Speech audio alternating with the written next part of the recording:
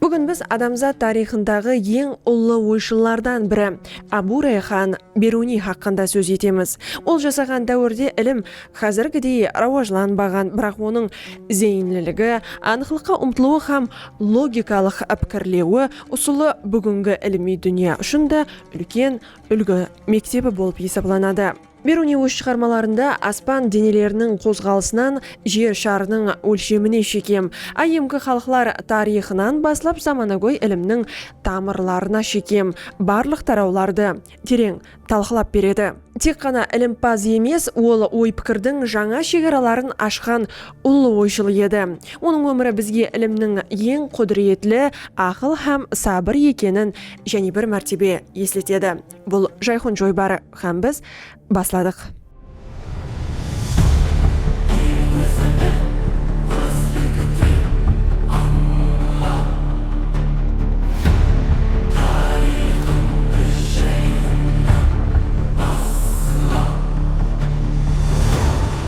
Бируни ашылулар тажын киюге хақлы, һәм оның анализ процесслерінде еріскен жұмақлары жүдә жоғарыдан қалайық еді.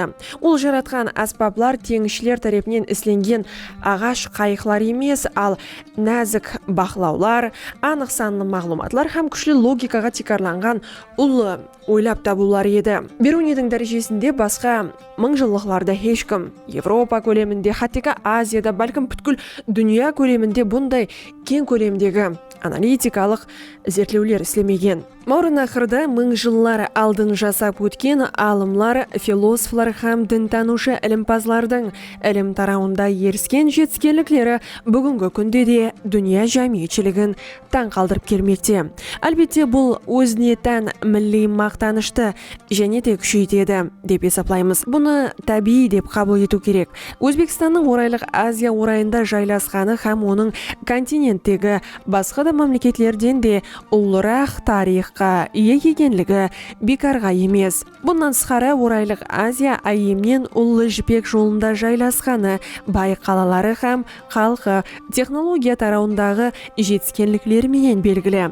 Бұл регионнан дүнияға белгілі ілімпаз һәм ойшылардың жетісіп шығуы, оның ахметлі рауажлану ошағы спатында тән алынуына бірқанша декар һәм де факторлар бар екенлігін ұмытпау керек. Біздің пікірімізше, кім-де-кім айымғы Рим һәм жаңа дүнияның тарихы һәм мәдениетін терең түсінбекші болса, бірінші кезекте орайлық Азияның дүния тарихындағы өзіне тән орны һәм ахметін пұқта біліп алу шарт. Бүгін регион тарихтың апайы бір бөлек деп қарамау керек. Осы жерде айрым орынлы сұраулар туылуы табиғи. Өзбекстан һәм орайлық Азиядағы басқа мемлекеттер дүния картасында қандай дәрежеде ахметлі орын иелейді? Өкінішке қарай, орайлық Азияның тарихы һәм де оның афсаналық өтміші хақында батыс һәм де шығыс жерінде жасайтын көпшілік халықлар жүдә аз біледі.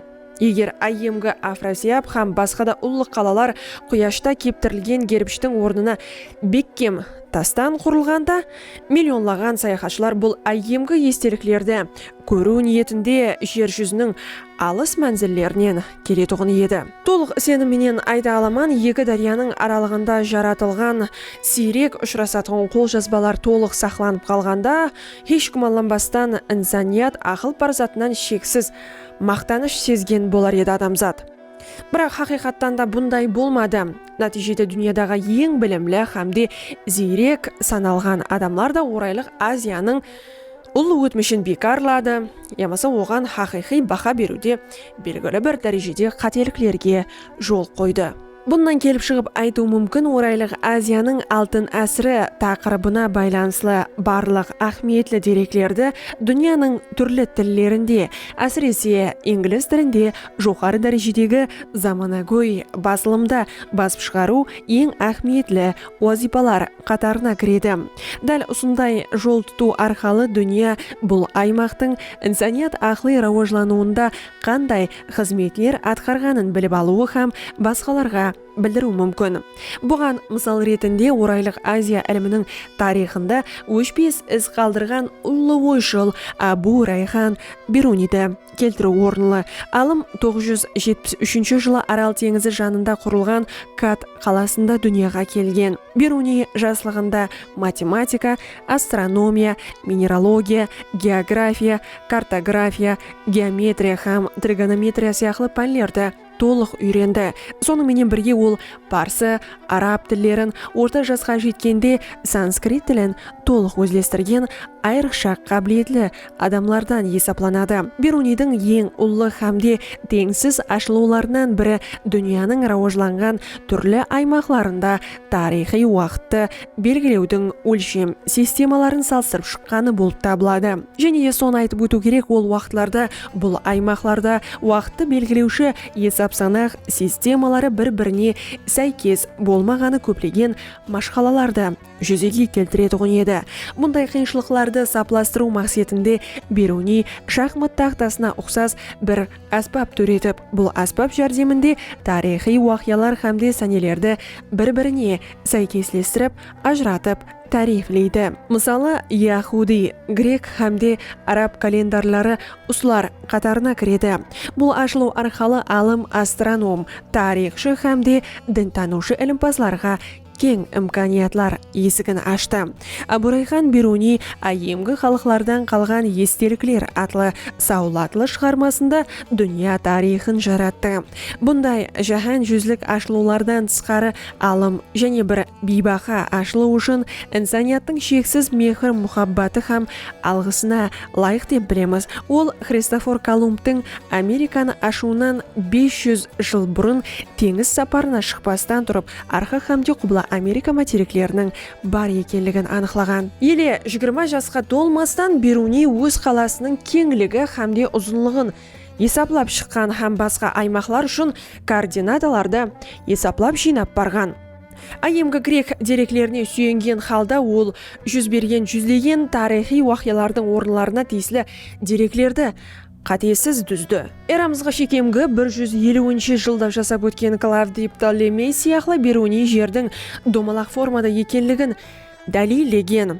30 жасында күн дауамында уақытты анық белгілеп беретұғын белгілі бір құрылманы жаратып, оннан пайдалануды жолға қойған. Және оның үлкен ойлап табуларынан бірі бұл жердің барлық табиғи өзгешеліктерін көрсетіп беретұғын диаметрі 5 метрлік глобусты жаратқаны болып табылады. Әлбетте бұл баршамызге мектеп дәуірінен ақ белгілі.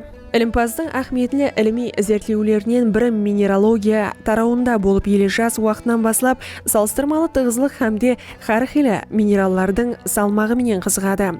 Мысал ретінде келтірсек, күкірт һәм қорғасынның табиғи қасиетлерін суретлеу менен шекленіп қалмастан, бұл екі элементтің хақиқи өлшемлерін имкан барынша анығырақ өлшеу мақсатында зерттеулерін дауам еттіреді.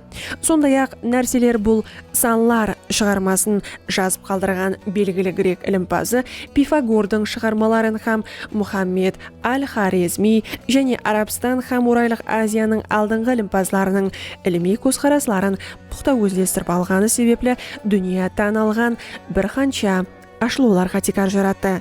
1017 жылға келіп Бируни үлкен талантлар елі есепланған Хорезм пайтақты Үргеніште үлкен құрмет һәм мақтауға лайық болған алымға айланды. Өкінішке қарай Бирунидің белгілі ойлап табу деп қаралған глобус үлкен өртте жанып кетті. Махмуд Ғазнауи Бируниді өз сарайына алып келуді қареді. Сондан кейін ол атақлы алымды өзінің барлық қолжазбаларымен бірге Ғазнаға жіберу хақында да бұйрық берді. Іләшіз қалған Бируни бұйрықты орынлап қана қоймастан, ал өткен 10 жылықта Махмуд Ғазнауи басқарған Хиндистан хақында көбірек мағлұмат үйрену мүмкіншілігіне ие болды. Махмуд Ғазнауи Бирунидің іліми жұмысларына кеңірек шариат жаратып беру мақсатында оны сарайдан ұзақластырды. Солай етіп, алым ислам һәмде индуизм дінлерін бір-біріне салыстырушы дәслепкі кітапты жазу мақсатында Лахорға көшіп өтті. Ғазнаға қайту жолында ол жазды қазіргі Исламабадтың арқасындағы Нандана даласында жайласқан Беккем қалада өткереді.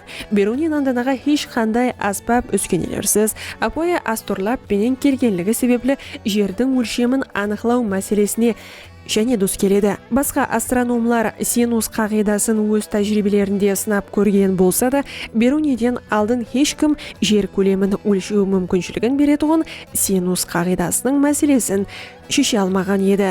Сондай-ақ бұл алым жер айланасының ұзынлығын да есаплап берген. Бұл өлшем қазіргі күнде Европада істеп шығарылған заманауи аспаптарда анықланған өлшемлерден тек қана 16 километрге кем шыққан. Махмуд Ғазнауи қайтыс болғаннан кейін оның ұлы Масуд Беруниді Ғазнада қарсы алады һәм оның дөретушілік үшін қолайлы бір шариятлар жаратып берген еді.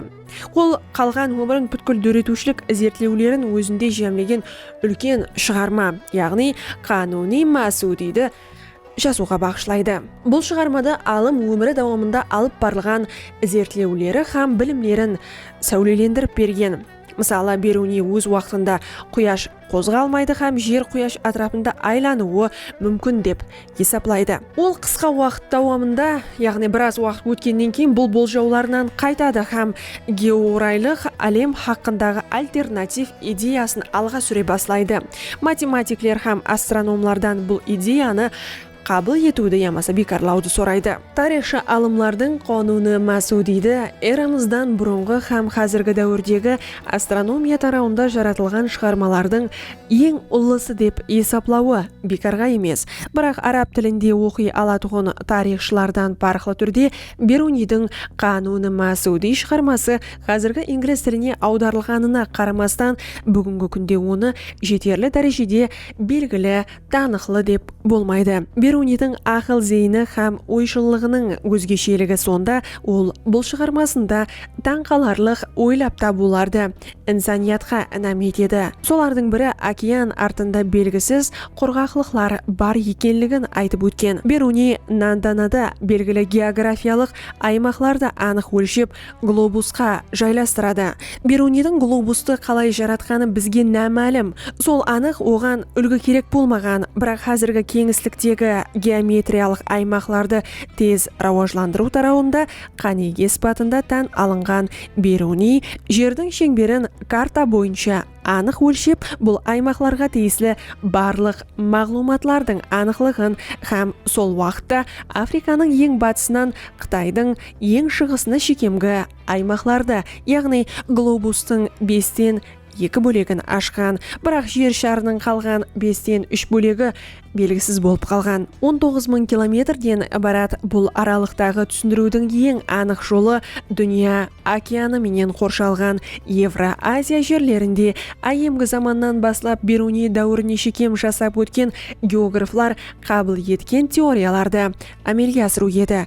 Аристотель тәрбиялаған ұлы Александр батыс Хиндистан ойпатлығындағы Афганстан тауларында өз әскерін тәртіпке салып батырғанда, қиялында өзінің үстіртін теориялары бар еді һәм бұл теориялары себеплі ол дүния океанын иелеуіне толық сенген, бірақ оның орнына аз ғана жерлерді көрген ғана. Жер бетінің 5-тен 3 бөлегін судан басқа еш нәрсе құрамай ма? Беруни дәслеп бұл этималды жақлады, бірақ кейін ала бақылау һәм тәжірибелеріне текарланып оны бүткілдей бекарлады. Жердің тартылыс күші хақындағы өз білімлерінен келіп шыққан халда хәтте ең қатты минералларда судан ауыррақ екенлігін анықлады. Ұзақ уақытлардан бері өзгермей келген жер шарын бұндай сулы дүние түптикарнан өзгертіп жібермеді ме екен? Ол және не үшін осындай тартылыс күші жер экваторының 5-тен 2 бөлегін құрғақлыққа айландырды да, ал қалған 5-тен 3 бөлегі сулы болып қалды деген болжауға келді. Сол себеплі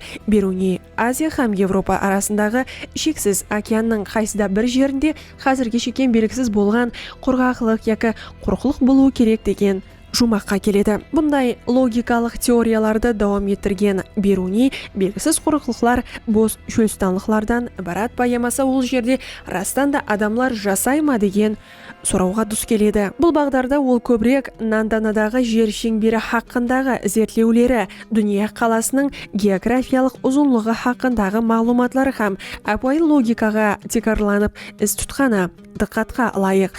Ол арқадан құбылаға созылған майдан, яғни қазіргі қазіргі Россиядан құбла Хиндистан һәм орайлық Африкаға шекем болған жерлерде отырықшы халық жасағанлығын атап өтеді һәм бұл жерлер жердің әйемнен адамлар жасайтұғын аймақлары екенлігін көрсеткен халда белгісіз құрықлық яки ұсым майданның арқасы һәм құбласында жайласқан яки жайласпағалығы хақында болжаулар жасайды. Евразияның жер майданлары шамаменен жер экваторы бойлап жайылған һәм ол арқа құбла лента менен қапланған һәм Беруни бұны қайдан да анық жүз берген күшлі өзгеріс нәтижесі деп болжаған. Жер хақында еріскен білімдер оған белгісіз құрғақлық қай жерде жайласқанлығы хақында түсінік берген. Ілімпаз бұл белгісіз жер бөлімдері Евразияға ұқсағанлығы себеплі өзлестірілген деген жұмаққа келген. Беруни қашан һәм қалай бұндай іліми жұмақлар шығарған? Оның бұл бойынша білімдері 1000 жыллықтан алдыңғы дәуірден тап 1030 жылларға шекем ғазна мемлекеті дәуіріне шекемгі уақытларда жиналып топланған еді.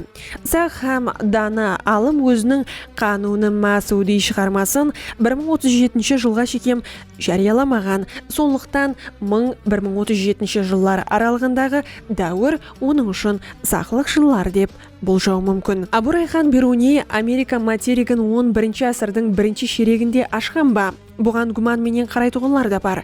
Қала берсе басқа да тарихи уақиялар бар. Мысалы, скандинавиялылар эрамыздан алдыңғы 1000 жыллықтан бұрынырақ арқа Америкаға жетіп барған болса да, олар жаңа жер тапқанын аңламаған. Лейф Эриксон бұндай тоғайлы үлкеге дерлік қызықпаған һәм кейінірек қайт баруды ниет етпеген. Эриксон саяхатлары хақындағы мағлұматларды білетұғын бірде-бір адам жоқ һәм оларды Скандинавияға тиесілі деректерді де ұшыратпаймыз. Егер ашылу Скандинавия саяхатының тосаттан һәм аңланылмаған процесслерін өз ішіне алса, бұл жағдайда Колумб батырлары өз қаһармандықтары үшін талап еткен сыйлық викингілер қолына өтіп кеткен болар еді. Беруни ашылулар тажын киюге хақлы еді һәм оның талқылау процесслерінде еріскен жұмақлары жүдә жоғары даңққа лайық. Ол жаратқан аспаплар теңізшілер тарапынан ісленген ағаш қайықлар емес, ал нәзік бақылаулары анықсанлы мағлұматлар һәм күшлі логикаға текарланған ұлы ойлап табулар еді. Беруни дәрежесінде басқа 1000 жыллықларда ешкім Европа һәм Азияда дүния көлемінде бұндай дүния жүзілік аналитикалық зертлеулер жүргізбеген. Берунидің ашып ойлап табу ұсылы қандай болған десе, ол өз ісін ілімпән сыйға еткен барлық білімлерді топлаудан баслаған деу керек. Беруни кейін ала өзін жеке мағлұматларына текарланған жаңа іліми сұлыларды ойлап тапты һәм сондан кейін бұл мағлұматларды математика, тригонометрия, сфералық геометрия, сондай-ақ логикалық ұсулардың іліми жұмақларменен үйлестірді. Ең ахметлісі ол басқа зерттеушілерден сынаулы һәм саралауын түсінген халда өз жұмақлары һәм болжауларын абайлап көрсетті. Бұндай іліми ұсул кейінгі 500 жыл дауымында басқа қайталанбады. Бірақ ақырында европалы зерттеушілер тарапынан оның болжаулары һәм дәлелеген анық ұсыныстары әмелде тасдиқланды. Беруниді әйемгі һәм қазіргі дәуірдің ең ұлы зерттеушісі деуге лайық. Жұмақлап айтқанда, Абу Райхан Беруни адамзат ой пікірінің ең жоғары шоққысына шыққан тұлғалардан бірі, яғни ол өз дәуірінде бар болған іліми шекараларды жарып өткен, әлем һәм инсан арасындағы байланысты аңлауға ұмтылған және де әрбір іліми хақиқатты тәжірибе һәмде логикаға сүйеніп дәлелдеген. Оның мирасы тек қана өз дәуірінің емес, ал бүткіл адамзат цивилизациясының ғазинесі болып қалмақта. Біз үшін болса Беруни аты шексіз білімге ұмтылу, ілім алдындағы садықлық һәмде пікірлеу еркінлігінің нышаны. Әрбір әулет оның атын тек қана есте сақлап қалмастан, оның ізінен барып, өз дәуірінің жаңа ашылуларын жарату керек. Солай емес пе? Себебі хақиқи ұлылық бұл Беруни сияқлы ой пікір менен әлемді аңлау. Бұл жайхун жойбары. Кең салаларда көріскенше.